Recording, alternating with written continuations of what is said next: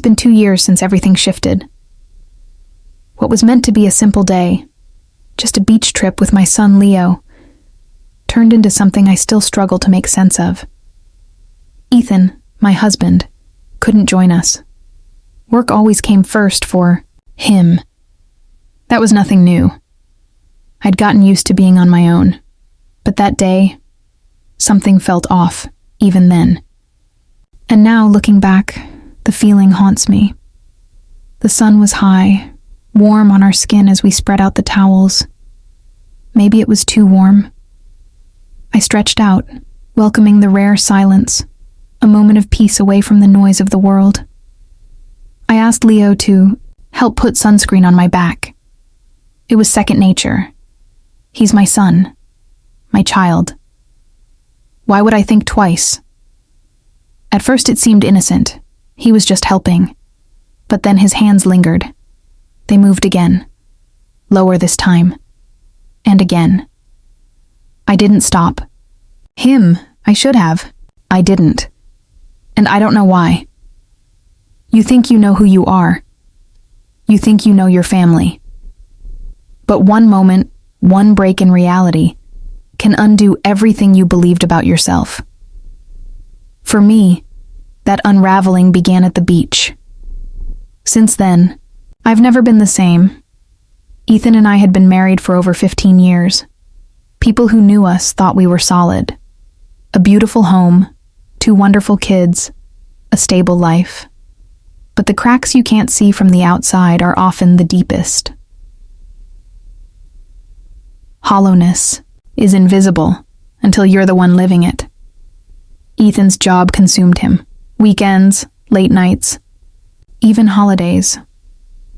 All for us, I used to tell myself. His commitment was for the future of our family. That logic worked for a while, until it didn't. Because what's the point of a home if no one is truly present in it? He stopped seeing me. Not metaphorically, literally. When he walked through the door, his eyes glazed past me. He no longer asked how I was, what I needed. Our conversations became transactional, about groceries, school schedules, bills. He loved the kids, sure. Leo and Lily meant the world to him, but even with them, he drifted like a shadow. There, but not really. I remember sitting across from him at the dinner table, wondering if I was still visible to him. I remember that particular morning too well. He was rushing out the door while I stood in the kitchen. Suitcase in hand, he kissed Lily on the forehead, shot me a glance, and said, "Sorry, Freya. Something came up. I can't make it today." Just like that. No fight.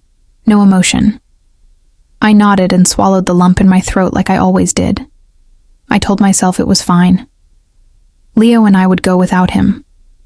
Leo was 16 then. Tall, lean, with his father's brown eyes, though softer in expression. When I told him it would just be the 2 of us, he didn't react much. He shrugged, grabbed the bags, and followed me to the car.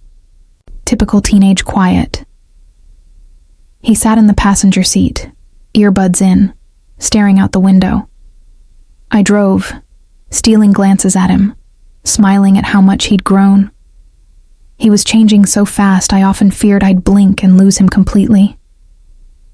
My thoughts wandered back to Ethan, as they always did. Memories of better days tugged at me. Our spontaneous trips, late-night movie marathons, the way he used to touch me, how his eyes once lit up when I walked into a room. I hadn't felt seen in years. Not really. I was tired of being invisible.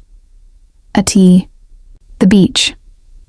Leo helped carry our things to a quiet patch by the shore. He set up the umbrella while I unfolded the towels. I don't know why, but I felt the need to talk to him. Maybe it was because he was the only one there. Maybe that was enough. I needed was someone to listen. "Do you agree that it's nice to be outside?" I tried to sound happy as I spoke. He brushed his hair back and nodded. He said, "Yeah, Mom, it's nice." When I lay down on the towel, the sun's heat hit my skin. I did nothing, for a while, to try to let go of the stress of the past few years. Even if only for a short time. Then I thought of the sunscreen. I got up and looked at Leo. "Could you help me put this on my back?" I asked. "I'm not able to get to it." He thought about it for a second, before he took the bottle from me. I lay down again with my back to the towel and tried to wait. He was careful and light. With his first touch, like he didn't want to hurt me. It made me laugh, because it made me think of how he held my hand with his little fingers when he was younger so we could cross the street. I told him, "You can press a little harder," but my voice was quiet. "It's all right." As he put the oil on my shoulders and back, he became more sure of himself as he did. It was the warmth and beat of his hands that made me close my eyes. I let myself enjoy it for a short time. I hadn't been touched in a long time. That thought hurt a lot more than I should have said then. Though his hands started to move down, carefully and slowly, down the curve of my back. I gasped for air and opened my mouth to speak, but nothing came out in spite of having a lot on my mind. I kept quiet. I told myself everything was okay, that he was just helping out, and I was making things up. I knew I wasn't, though. After he put down the towel, his hands paused for a moment and hung near the edge. I could feel both his and my own doubt, and I didn't stop him. Instead, I said things I regretted. "It's all right. You can also touch," that the statement hung in the air like something dangerous. And as soon as I said it, I knew no one else was doing it. He didn't answer, and Leo didn't stop. I closed my eyes tight and felt his hands touch things they shouldn't have. I thought he might hear my heart beating so fast I was ready to get up and tell him to stop. I didn't, though. I was unable to. I didn't do anything about it. I still don't fully understand why. Maybe it was the feeling of being so alone. It could have been the need for recognition, even though it was wrong, or perhaps I no longer cared on that beach day. Something inside me broke, and things haven't been the same since. Thanks for staying with me this far. I know this is hard to hear, and I appreciate you. Doing so, please like and subscribe if you find this story interesting or think it might speak to someone you know. It helps me tell more stories like this and makes me feel like I'm not alone. Let's move on now. Everything felt different after that day. The way Leo looked at me afterward, what had happened, and how I felt were all things I couldn't change. It wasn't short-lived or unimportant. It never stopped when I looked into his eyes. I couldn't put my finger on what was making him look that way. But I also couldn't look away. It was all buried when we got home that night, like nothing had happened. I did what I had to do. Made dinner, asked Leo about school, and folded clothes late at night. As I thought about what happened that afternoon, my hands shook the whole time. His hands, the way he stayed, and the way I felt tense, all made me think of him. I felt bad about what I did and didn't. Like that he made me feel that way about my own son. Ethan did not notice anything strange. He always got home late with his face tired and his tie slack out of habit. He kissed my cheek, leaving behind a faint hint of the love it used to hold. "A long day?" I asked to get a talk going. He just grunted and nodded, and he was on his way to the living room. The usual thing to do. His appearance made me feel like an afterthought, and I felt like I wasn't seen again that night. Ethan snored next to me while I lay in bed and stared at the ceiling. Even though the house was quiet, my thoughts were very loud. I thought about Leo all the time. His hands, his eyes, and everything that had happened. I had to end it before it got worse because I knew it was wrong. But a darker, lonelier part of me stuck to it, wanting the touch, the attention, and the sense of being seen. The days went by, and Leo never said anything about it. But his quiet spoke louder than any words. He didn't stay away from me. Instead, he seemed to stay up close. He would watch me while I cooked, cleaned, or just sat by myself at night. I let it happen. I didn't stop him or myself. The next weekend was unbearably hot, and the house felt like it was on fire. He was gone again because he had to work another last-minute shift again. It was just Leo and me if he was okay with going back to the beach by himself. I asked him. I'm not sure why I brought it up. I might have thought that being outside would help me think more clearly. I might have wanted to test myself and see how far I could push. Everything away, it was quiet on the drive. Leo didn't use his ears this time. He did nothing but stare out the window, and his knee kept moving around. I tried to say something, anything but the words wouldn't come out. No matter how hard it tried. The beach was almost empty when we got there. The water was a bright blue color, and the wind felt good against my face again. We spread out the towels, and Leo helped us get ready. I couldn't bring myself to ask him to put on sunscreen. This time. I closed my eyes and laid down, acting like everything was fine, but I could still feel his eyes. He saw me, that's for sure. Later that afternoon, things finally broke. We chose to use the beach showers to clean up before going, just to get rid of the sand. It was meant to be quick, but something strange happened that I still can't explain. The first person to step under the water was Leo, who let it run down his back as stayed out of the way, and watched him for a moment before stepping in. I don't know why I took off my clothes and stood next to him in the cool water, letting the water run over my skin. Leo looked at me with surprise. It was hard to read his face. It could be surprise, doubt, or something else. He didn't say anything after looking into his eyes for a moment. I told him, "You should take off your shorts too. You need to rinse well." I'm not sure why I said that. I might have been trying to show myself that I was in charge and could stop everything, or maybe I was trying him out, or to see how I do. He paused for a moment, but then gave in and took off his shorts. We were standing there by ourselves while the rain fell slowly. I asked, "Help me with my back."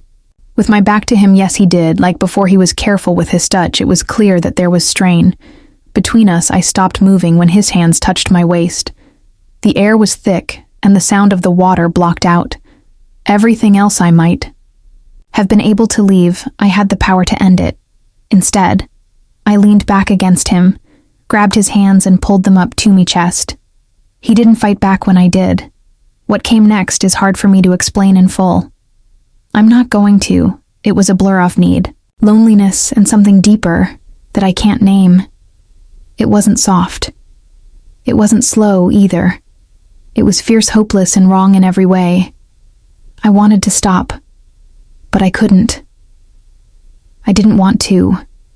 After it was over, we just stood there, under the water that kept pouring, down, wiping away any remains that could be seen, but not the truth. He hugged me, held me like no one had in years. I let him after that. We didn't say anything to each other, following a silent walk back to the car. We dried off, packed up, and left. I caught a glimpse of Leo out of the corner of my eye and noticed that his lips were red and his moves were stiff. I knew I messed up everything. I was sure that we had crossed a line that could never be crossed again. Still, I felt alive for the first time in years. The ride home in the car started out quiet. It was squished and heavy inside. The car, like the air itself, was weighing us down. Even though I had my eyes on the road and my hands on the driving wheel, my mind wouldn't stop racing. I could still feel him the size of what had just happened, his hands. And being there, I couldn't take my eyes off of him in the passenger seat. He sat still and stared at the window. His red face and tightened mouth showed how upset he was. Then out of the blue he spoke. "Up, Mom," he said in a timid, low voice. Didn't want to look at him. I didn't dare, but I could hear him.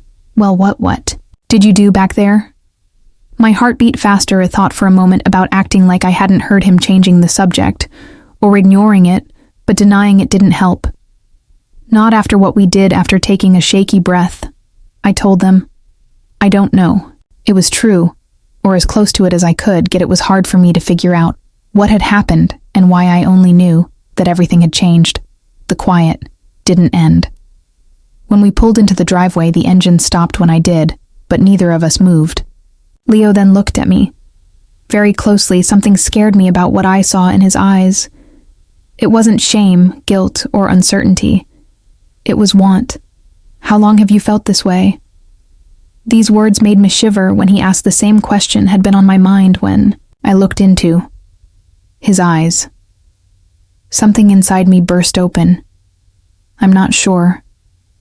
I spoke, softly, perhaps I might have said, longer than I want to. We sat there in the dark, with the weight of words that we didn't say filling the air. I believe that was the end of it. We were going to go inside, forget about it, and act like it didn't happen. Leo had other ideas, though. Had kissed me before I could open my door. It was shaky at first, slow as if he was afraid I'd pull away.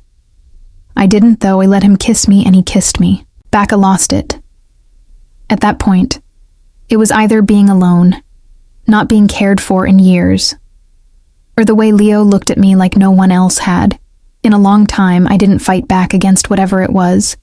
He pulled me closer right there outside our house, moving his hands over me like they belonged there.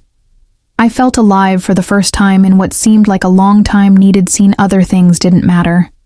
I don't know how long we were stuck together there, but we went inside in the end. I can't even remember how I got to the door, just the way his hand felt on mine, and the tense silence between us. Once they got inside, things got worse. It was like we had been holding back for so long that we were finally able to let it out. The dam had broken after that. The days were cloudy. Leo was always close to him and would find reasons to touch me, or look me in the eye when no one else was around. I told myself over and over to stop going through this. But every time I looked at him, I saw the same nothingness I was feeling. It was like we were mirrors mirroring each other's desire, and I just couldn't say no. I didn't want to. I lay in bed next to Ethan at night and looked up at the ceiling while listening to his steady breathing. I could only think about Leo. The way he touched me made me feel alive again. Even though my guilt was like a snake inside him, it wasn't enough to stop me. I knew it was wrong and couldn't last, but I couldn't get away from the pull. Things got worse between us until they finally stopped. I washed dishes at the kitchen sink one night to take my mind off of things, while Ethan worked late and Lily was asleep. Leo was behind me. He looked at me the same way he did at the beach. When I turned around, I said to Leo in a soft voice, "Be careful." He didn't run away, though he got so close that I could feel his breath on my skin. She said, "Mom, I think about you all the time." I went cold. I thought my heart might burst because it was beating so fast. I told him to hold on, go back to his room, and leave me alone. I should not have said that, but I did. I also can't stop. That's when things broke. Leo kissed me once more this time. It's harder needed. Badly, I kissed him back. It didn't bother me that it was wrong. I forgot about Ethan, Lily, and the life we had made together. Everything was about Leo. My boy, the only person in years who made me feel like I was important. Nothing is back to normal. Since that day at the beach, I don't think it will ever. Leo. And I broke a rule that we can't take back. The shame is always there and hurts so much. It doesn't stop me, though. That's what scares me the most. I look at Ethan and Lily every day and wonder how they can't see it. The way they don't see the cracks in our family. It's possible that they are too busy with their own lives. Maybe I'm just better at hiding it now. I know this won't last, though. Secrets always seem to come out. Things will break down when they do. I've tried to end it. I told myself it was wrong, that I and Leo both deserve better. But I lose myself every time he touches me or looks at me like I'm the only one who matters. I haven't felt this alive in years because of him. Perhaps ever. That's the truth I have to face. This is broken, and I have no idea how to fix it. I'm not sure if I can do it. That's the reason I'm telling this story. I hope that someone knows the truth. Something I haven't thought about. Please help me get out of this mess before it's too late. I want to hear from you, if you have any help, or if you know someone who has been through the same thing at the very least. Let this be a warning: being alone can take you to places you didn't think were possible. Don't let it take over your life like it did mine. Don't wait until everything falls apart to understand what's going on. You can't go back once you cross that line. Thanks for hearing me. Feel free to share your ideas, like this video if it spoke to you, and follow for more. I need to feel like I'm not by myself. The worst betrayals aren't always the ones we do to other people. All of us do these things to ourselves.